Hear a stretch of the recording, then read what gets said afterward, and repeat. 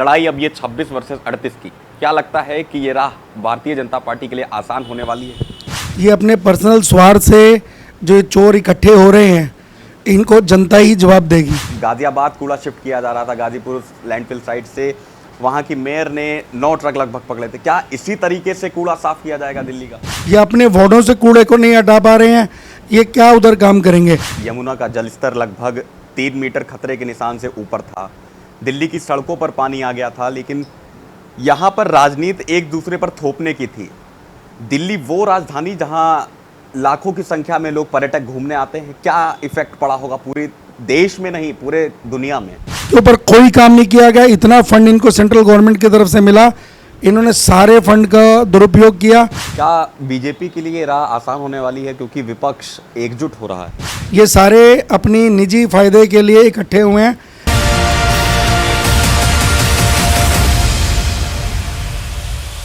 नमस्कार, आप देख रहे हैं नेशन लाइव, मैं हूं आपके साथ रमन। 2024 का महामुकाबला, जिस तरीके से विपक्षी एकजुट हो रहे हैं। हाल ही में पटना में मीटिंग हुई थी, जिस तरीके से कई दल वहां पर मौजूद थे और हिस्सा लिया था, और उसमें अरविंद केजरीवाल भी मौजूद थे। लेकिन जिसके बाद मीटिंग के बाद एक खबर आती है कि अरविंद केजरीवाल कुछ नाराज़ थे, लेकिन अध्यादेश को लेकर कुछ बात थी। लेकिन अभी हाल ही में बेंगलोर में जो मीटिंग हुई उसमें भी शामिल हुए। 2024 को लेकर विपक्षी एकजुट हो रहा है और उनका सिर्फ एक ही करना है कि 2024 में किसी भी तरीके से मोदी जी को हराया जा सके। लेकिन दूसरी ओर जिस तरीके से एनडीए की बैठक भी हाल ही में अशोका होटल में हुई, लगभग 38 दल, यानी लड़ाई अब 26 वर्सेस 38 की है। अब देखना बेहद दिलचस्प होगा कि आखिर इन दोनों के बीच की रार आने वाले 2024 में कैसे निपटती है, क्योंकि ये जो महामुकाबला है अब इंडिया वर्सेस एनडीए का हो गया है। इन सभी राजनीतिक मुद्दों पर बातचीत करने के लिए हमारे साथ दिल्ली के अमर कॉलोनी के निगम पार्षद शरद कपूर जी मौजूद हैं। शरद जी, आपका नेशनल लाइव में बहुत बहुत स्वागत है। मेरा पहला प्रश्न आपसे 24 को लेकर ही रहेगा। जिस तरीके से पटना में भी मीटिंग हुई, उसके बाद बेंगलोर में एनडीए की बैठक में 38 दल शामिल हुए। लड़ाई अब ये 26 वर्सेस 38 की, क्या लगता है कि ये राह भारतीय जनता पार्टी के लिए आसान होने वाली है? ये एक तरफा लड़ाई रहेगी, आप देख लीजिएगा। पब्लिक सब जानती है, जनता देख रही है। ये अपने पर्सनल स्वार्थ से जो चोर इकट्ठे हो रहे हैं, इनको जनता ही जवाब देगी। और मोदी जी इस बार 400 प्लस सीट लेकर दोबारा सरकार एनडीए की ही बनेगी। केंद्र में कहा जाता है कि 9 साल बेमिसाल, एमसीडी में कैसे रहे पिछले 9 साल?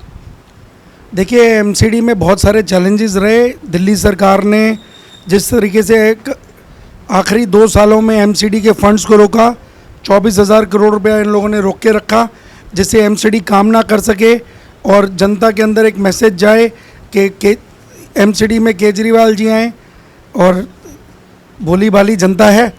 उसका परिणाम मिला, इनको मेयर इनकी बनी है इस बारी, और अब हालात दिखाई दे रहे हैं सबको। जहाँ जहाँ आज भी भारतीय जनता पार्टी के पार्षद हैं, वहाँ किस गति पे काम हो रहा है, और वहीं दूसरी तरफ जहाँ जहाँ इनके लोग जीत के आए हैं, वहाँ क्या स्थिति है वो आप ज़्यादा जानते हैं। आप पूरी दिल्ली में घूम रहे हैं। उनकी मंशा काम करने की शुरू से ही नहीं थी, पब्लिसिटी पे वो सरकार चली है, लोगों को गुमराह करके। अंत में अब 24 में आप रिजल्ट देख लीजिएगा, दिल्ली की 7 के 7 सीटें बीजेपी यहाँ से जीतेगी। इस बार का जो एमसीडी चुनाव था, पूरा बेस था कि 20 साल में बीजेपी ने कूड़ा करती दिल्ली। लेकिन अब क्या काम हो रहे हैं? जिस तरीके से कूड़े हटाने की बात आई, किस तरीके से काम किया जाता है? क्योंकि हाल ही में जो गाजियाबाद कूड़ा शिफ्ट किया जा रहा था गाजीपुर लैंडफिल साइट से, वहाँ की मेयर ने 9 ट्रक लगभग पकड़े थे। क्या इसी तरीके से कूड़ा साफ किया जाएगा दिल्ली का? मैं तो सीधी बात बोल रहा हूँ, आज इनकी मेयर है। आप इन्हीं के वार्ड में एक बार राउंड लगा के देखिए क्या स्वच्छता का हाल है। कल भी हमारी एक मीटिंग थी प्रदेश में, वहाँ पे साफ आया। ये लोग इनके वार्डों के अंदर कूड़ों के ढेर लगते जा रहे हैं, ये अपने वार्डों से कूड़े को नहीं हटा पा रहे हैं। ये क्या उधर काम करेंगे? ये सिर्फ जुमलेबाज सरकार है। इन्होंने सिर्फ पब्लिसिटी के ऊपर ये लोगों को, भोली वाली जनता को बेवकूफ़ बनाती है। अब काम करने का टाइम है, इन्हें बोलिए काम करके दिखाएं। अभी तक आज 7 महीने हो गए हैं, इनकी मेयर ने अभी तक सिर्फ 25 लाख का फंड एलोकेट हुआ है 7 महीनों में। किस तरीके से ये लोग काम कर रहे हैं भगवान ही मालिक है। इनकी एक ही सोच है एमसीडी को बिल्कुल पंगु बना दो, काम ना हो। इनके जो विधायक हैं उन्होंने कुछ 4 साल में काम नहीं किया, फंड इनके पास पड़ा हुआ है, तो ये चाह रहे हैं कि विधायकों के ज़रिए ये काम कर पाएँ और एमसीडी में काम ना हो। इन्हें ये नहीं पता ये भारतीय जनता पार्टी के पार्षद कहीं से भी फंड लाकर कार्य करने में सक्षम है। आज जितना काम हमारे वार्डों में हो रहा है शायद ही कहीं इनके किसी भी वार्ड में हो रहा होगा, मैं आपको चैलेंज कर सकता हूँ। दिल्ली में अध्यादेश को लेकर एक बहुत बड़ा मुद्दा बना हुआ है, जिस तरीके से बोल रहे हैं कि तानाशाही चल रही है और एलजी साहब को कमान दे दी गई है। पहले कांग्रेस साथ नहीं थी केजरीवाल साहब का, अब कांग्रेस का भी साथ मिल गया है। क्या लगता है कि परिणाम बदलेंगे कुछ? कोई फ़र्क नहीं पड़ने वाला। आप मीडिया तो खुद ही देख रही है, जिस दिन कोर्ट ने इनके हाथ में सारी चीज़ दी, इन्होंने किस तरीके से लोग बदले, तानाशाही दिखाई, उसको देखते हुए सेंटर को स्टेप इन करना पड़ा दिल्ली को बचाने के लिए। और ये अध्यादेश कांग्रेस का तो आज की डेट में हालत ये है, कांग्रेस खुद ही ख़त्म है हर तरफ से। वो उसको जहाँ से भी कोई पूंछ दिखती है पकड़ लेती है। कल तक ये इसी केजरीवाल के खिलाफ बोलते थे, इनके दिल्ली के प्रदेश अध्यक्ष और जितने भी इनके नेतागण थे वो आज पहले केजरीवाल के खिलाफ बोल रहे थे, आज वो बिल्कुल मौन होकर बैठे हुए हैं। तो ये चोरों की जमात इकट्ठी हो रही है, उससे कोई फ़र्क नहीं पड़ने वाला। अब आप ये अध्यादेश भी पास होगा और दूसरा आने वाले टाइम में आप देखेंगे जनता इनको जवाब देगी। इनके अपने कार्यकर्ता नाराज़ हैं इनके इन चीज़ों से। आज आप इनके किसी भी कार्यकर्ता को पूछ के देखिए, वो आम आदमी पार्टी के साथ जाने के लिए कांग्रेस के बिल्कुल खिलाफ है, उनका मन बिल्कुल टूट चुका है। जिस तरीके से हाल ही में दिल्ली का हाल देखने को मिला, यमुना का जलस्तर लगभग 3 मीटर खतरे के निशान से ऊपर था, दिल्ली की सड़कों पर पानी आ गया था, लेकिन यहाँ पर राजनीति एक दूसरे पर थोपने की थी। दिल्ली वो राजधानी जहाँ लाखों की संख्या में लोग पर्यटक घूमने आते हैं, क्या इफेक्ट पड़ा होगा पूरे देश में, नहीं पूरे दुनिया में? हाँ, पूरे विश्व में मजाक बना है दिल्ली जैसी जगह का, जहाँ का सीएम, जैसे कि अभी हमारे प्रदेश अध्यक्ष जी ने भी बोला है, हमारी दिल्ली को अब एक फुल टाइम सीएम चाहिए। ये सीएम का ध्यान दिल्ली पे तो है नहीं, ये पूरे हिंदुस्तान में घूम घूम के हर स्टेट के अंदर बखान करते हैं कि मैंने दिल्ली को पेरिस बना दिया। वो तो पूरी दिल्ली का हमने हालात देख ही लिए कि क्या हालात हुआ है, कैसा जल भराव था। यमुना के ऊपर कोई काम नहीं किया गया। इतना फंड इनको सेंट्रल गवर्नमेंट की तरफ से मिला, इन्होंने सारे फंड का दुरुपयोग किया, कहीं पे भी कोई डेवलपमेंट नहीं हुई। जब बाढ़ की स्थिति बन रही थी, जब इनको यहाँ रहकर उस पर काम करना था, ये बेंगलोर में फ़ोटो खिंचवा रहे थे। और जब स्थिति आईटीओ के गेट्स क्यों बंद रहे, उनको क्यों नहीं पहले काम किया गया, क्यों आर्मी को आना पड़ा?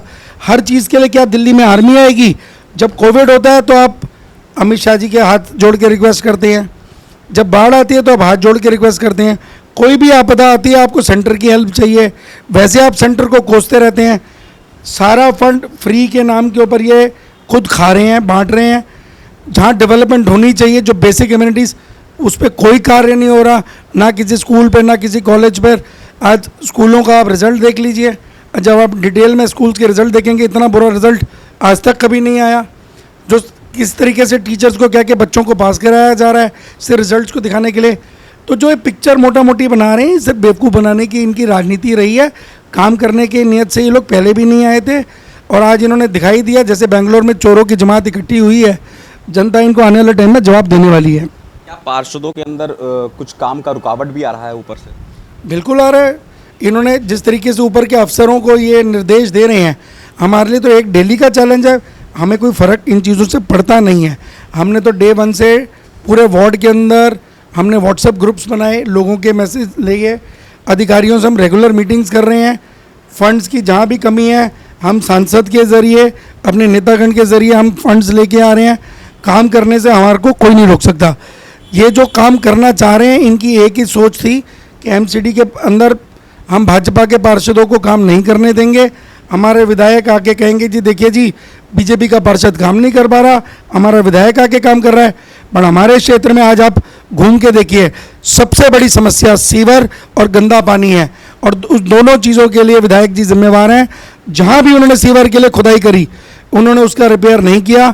आज जो लोग इनको जाकर बोलते हैं कि आप इसको रिपेयर कराइए, इनका एक ही जवाब होता है कि आप अपने पार्षद को बोलिए, अगर वो बोलेगा मेरे पास फंड नहीं है तो मैं कराऊंगा। भैया जो जिम्मेवारी आपकी है, आप आज गढ़ी गांव का एक दौरा करके आइए, आप उनकी स्थिति देखेंगे। कल हमारा सारे अफसरों के साथ वहाँ राउंड था, बुरा हाल किया हुआ है इन्होंने पूरी घड़ी का, सीवर डाले, सड़कें रिपेयर नहीं करी, जगह जगह गंदगी मचाई हुई है, पानी भरा पड़ा हुआ, मच्छर हो रहे हैं।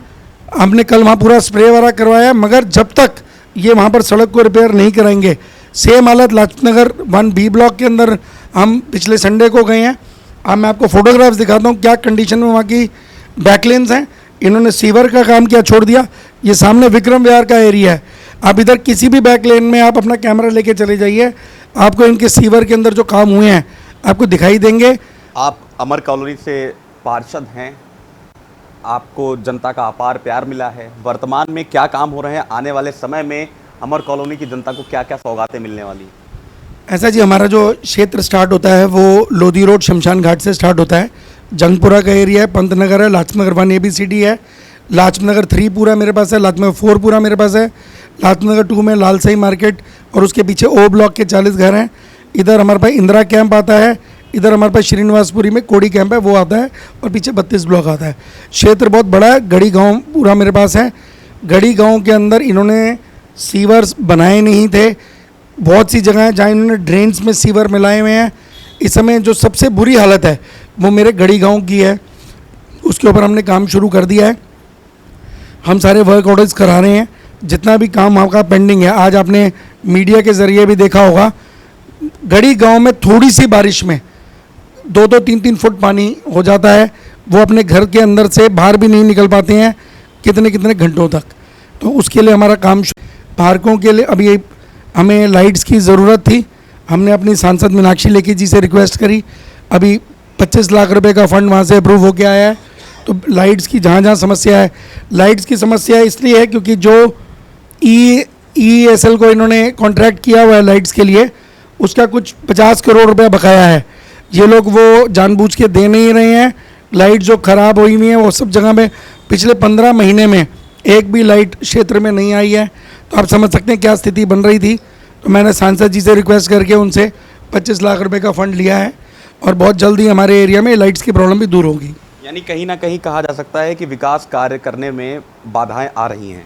बाधाएं ये जानबूझ के डाल रहे हैं। हमने सदन में भी ये मुद्दा उठाया था कि 7 महीने होने को आ गए हैं, आपने अभी तक मात्र 25 लाख रुपए का फंड रिलीज़ कराया है। 25 लाख रुपए का फंड तो मूलभूत सेवाओं के लिए, जाली के कवर, ड्रेन कवर्स, और हमारे पास ट्रक नहीं था जिससे हम लोगों के मलबा उठवा सकें, सफाई करवा सकें। तो बेसिक चीज़ों के अंदर ही वो 25 लाख रुपया पहला लगा। आगे का फंड इन्होंने कहा था देंगे, बट अभी 7 महीने तक कोई अता पता नहीं है फंड कहाँ से आएगा। हाँ, एक चीज़ ज़रूर इन्होंने करी सदन में, जब हम फंड मांग रहे थे क्षेत्र में काम के लिए, तो इन्होंने एक प्रस्ताव किया कि जी हमारे पार्षदों को जी लैपटॉप और प्रिंटर की ज़रूरत है, तो हम उसके लिए बजट अलग एलोकेट कर रहे हैं। और बोलने हमने जब आवाज़ उठाई, बोला आपको भी मिलेगा, सबको मिलेगा। तो इनका अभी भी ध्यान अपनी निजी स्वार्थों को पूरा करने में लगा हुआ है, इन्हें जनता से कोई मतलब नहीं है। एक आखिरी सवाल से ख़त्म करूंगा इंटरव्यू को। जिस तरीके से 2024 का जो मैंने शुरुआत भी हिस्से से करी थी, क्या बीजेपी के लिए राह आसान होने वाली है क्योंकि विपक्ष एकजुट हो रहा है? देखिए, विपक्ष ऐसा समुद्र के आप किनारे में देखिए, गंदगी अपने आप ही इकट्ठी हो जाती है। ये सारे अपनी निजी फ़ायदे के लिए इकट्ठे हुए हैं।